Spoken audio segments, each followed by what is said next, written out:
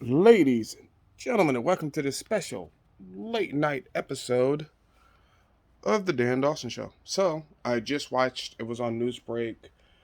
Newsbreak is good. The only thing I don't like about the Newsbreak YouTube channel is it has so many commercials. It's ridiculous. Half their time is filled up with commercials, and it's really ridiculous and silly. But it shows you how they make their money. But they were playing an episode of Don Lemon. He hands off to Andrew Cuomo. It's a damn shame when Andrew Cuomo is the voice of reason in the House. That's exactly what happened on this episode. Don Lemon is saying, "Oh, we shouldn't take it, or we shouldn't castigate Biden, and we shouldn't be too mad at him. You can't do this all in one day." And Andrew Cuomo very calmly reminded him, "It's easy to be calm when nobody's chasing you around with a machete trying to chop your head off." And just like that, Andrew Cuomo was right. Don Lemon is such a joke, it's ridiculous. The Cuomo was right. When you're right, I can't say you're not right. He was right.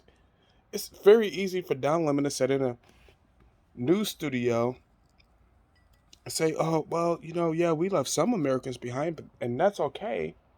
No, no, it's not. No, it's not. They're being held hostage. There are six planes full of people who are being held hostage, and Don Lemon is trying to make it seem okay. So here's what I've seen. And let's keep up the annoyance campaign. Sorry, that was Zoe. I think she's coming to the door. Let's keep up the annoyance campaign. Don't fight with your liberal friends and family. There's no point. They're too emotional. Let me do it for you because I like it. So, let me do it.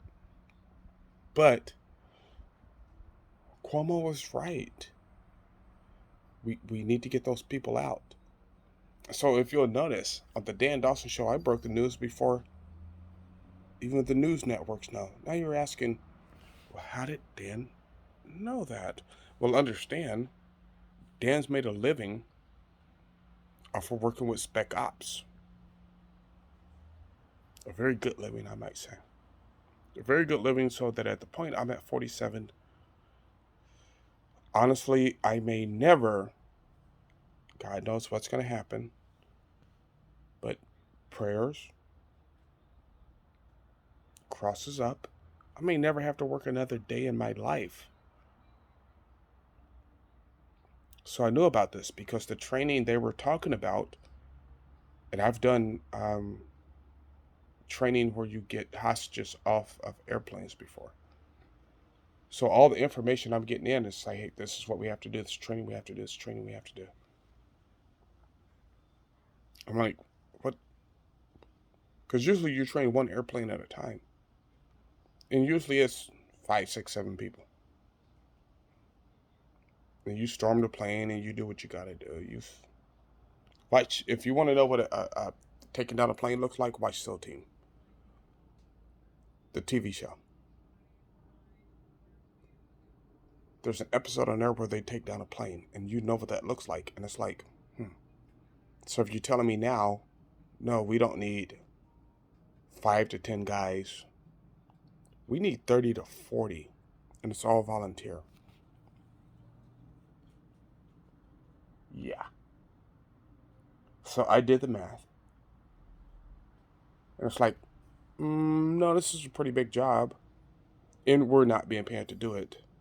So Dan's not going to do it. And a big part of that wasn't so much about the mission. If it was just, if me and the old lady were already settled in Texas, yeah, I would have went and done it. It's like, whatever. Okay, let's go.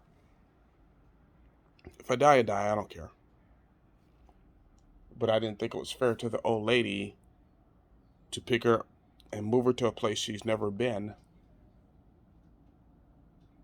and then go to Afghanistan. Do you guys think that's fair? Was that a wrong calculation on my part? You can replace me. You can pull somebody else in. You can pull in another lifelong medic. It's not that hard. It's really, honestly, not that hard. You can do that. But I didn't think it would be fair to her for me to say, hey, now you're in Texas with my family. I'm going to Afghanistan for a week or two. I did not think that was fair. But what's going on over there when Andrew Cuomo is the voice of reason in the room? You have a very serious problem. But you know what? As a matter of fact, how many of your liberal friends have my skill set?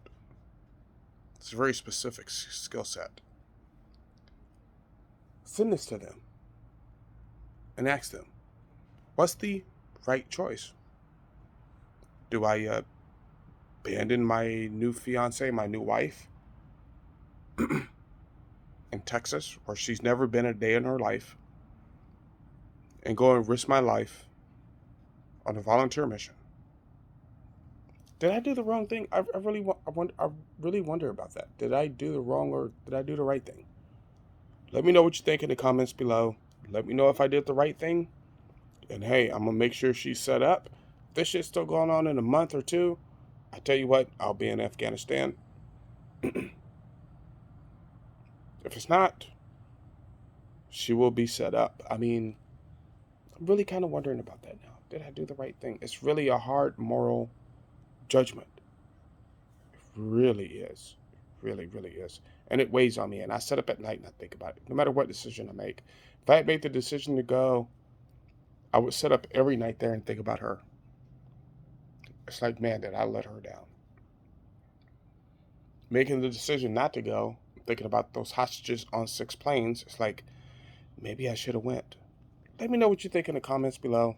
Like, subscribe, share, and as always, do what you gotta do.